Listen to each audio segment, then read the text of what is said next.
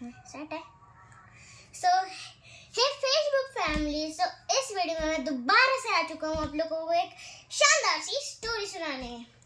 तो चलिए शुरू करते हैं। और स्टोरी का नाम है, और इस बार भी मैं हिंदी में सुनाने वाला हूँ क्योंकि वो भी एक स्टोरी हिंदी में ही है। तो चलिए शुरू करते हैं।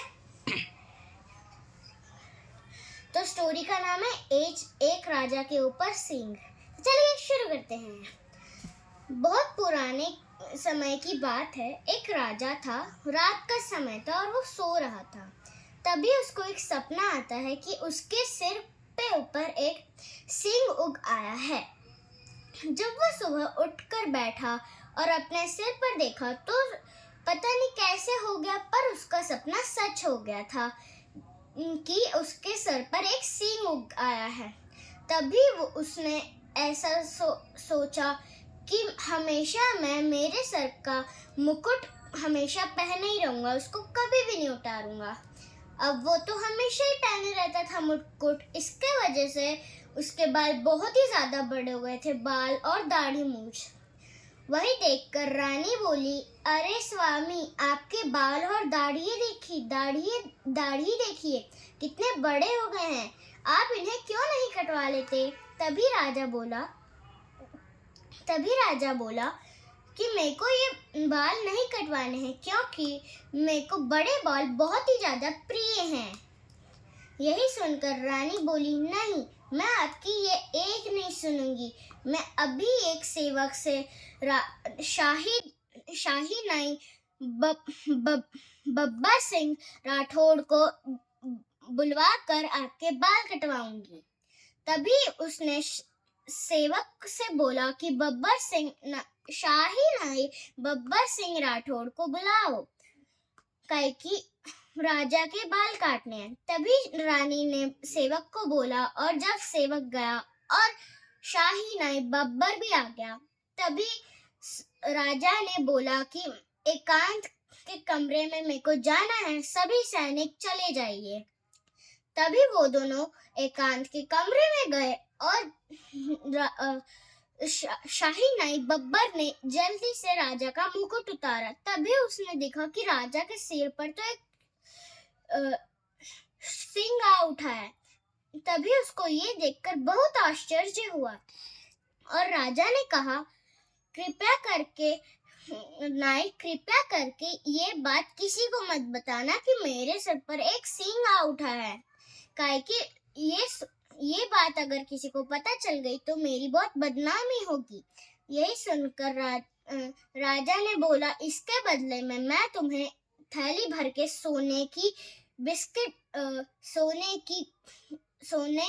सोना दूंगा। तभी ये सुनकर नाई मान गया उसकी बात और राजा ने बोला, अब तुम मेरे जल्दी से बाल काट दो। तो फिर वो जल्दी बाल काटने लगा और राजा जब उसके बाल कट गए तभी उसने एक पूरी की पूरी सोने की थैली देकर शाही नाई को विदा कर दिया अपने महल से। जब वो रात को सो रहा था, उसको नींद नहीं आ रही थी क्योंकि उसको एक बीमारी थी, उसके पेट में कोई भी बात ही नहीं पची थी। कल सुबह जब वो सो के उठा तभी जब वो जा रहा था उसे एक बाम्बू का पेड़ मिला। तो उसने सोचा, राजा ने बोला है मेरे को तो किसी को, इंसान को नहीं बोलना है, मैं एक पेड़ को तो बोल ही सकता हूँ। तभी उसने सारी की सारी बात बता दी बाम्बू को कि राजा के सिर के ऊपर एक सींग आ उठा है। और जब वो चला गया ये बात बोलकर बाम्बू के पेड़ को, तभी उधर एक लकड़हारा आया और उसको बाम्बू चाहिए था और वो बाम्बू काट रहा था कि उसको राजा के महल में ढोल और नगाड़े का कार्यक्रम करना था। तभी वो चला गया और तभी जब उसका वो ढोल और नगाड़ा बन गया लकड़हारे का, तब वो राजा के दरबार में आया और फिर राजा को बोला, हे राजा, मेरा ढोल और नगाड़ा बनके कार्यक्रम हो गया है, क्या मैं आपके सामने प्रस्तुत कर दूं? तभी राजा ने बोला, अवश्य, आप कर दीजिए अपना कार्यक्रम प्रस्तुत।